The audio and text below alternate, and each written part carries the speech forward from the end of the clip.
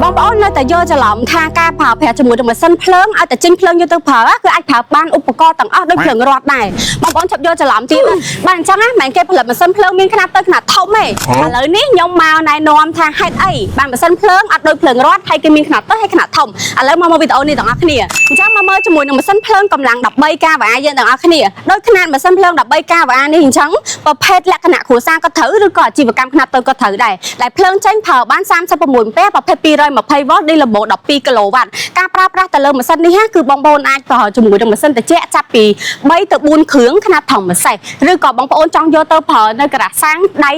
ធំ2ទូ1អីហ្នឹងឧបករណ៍អីផ្សេងតិចតួចគឺអាចប្រើជាមួយនឹងຂະຫນាត់ 13 kVA យើងនេះបានដែរដែលចេញភ្លើង 220V ចាអញ្ចឹងការប្រើប្រាស់ជាមួយនឹងຂະຫນាត់ 13 kVA នេះបងប្អូនអាចប្រើបានហើយសម្រាប់ម៉ាស៊ីនភ្លើងនេះ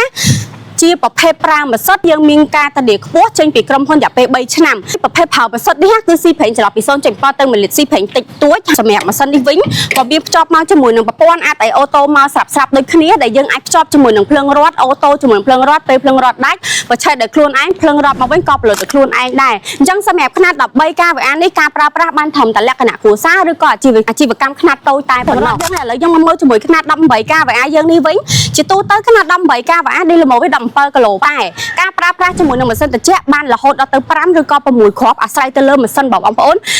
ຂະຫນាត់តូចឬក៏ຂະຫນាត់ធំចឹងទៅសម្រាប់ម៉ាស៊ីនត្រជាក់ហើយជាពិសេសទៀតសម្រាប់ຂະຫນាត់នេះបើបងប្អូនយកទៅប្រើនៅការ៉ាសាំងមិញណាសម្រាប់ម៉ាស៊ីន18នេះទូ2ដៃ2អីហ្នឹងគឺប្រើបានហើយទូ2ដៃ2ចឹងអានេះថាដៃទាំងអស់គឺ4ទេត្រូវទេចាអញ្ចឹងយើងមកមើលជាមួយ18នេះទៅប្រភេទនេះក៏ប្រើម៉ាស៊ីនដែរប្រើ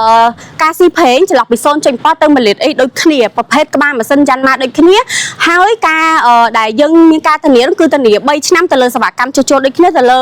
គ្រឿងបន្លាស់មួយឆ្នាំអីចឹងសម្រាប់13និង18ការប្រើប្រាស់ម៉ាស៊ីនទាំងពីរនេះចេញភ្លើង 220V ដូចគ្នាអញ្ចឹង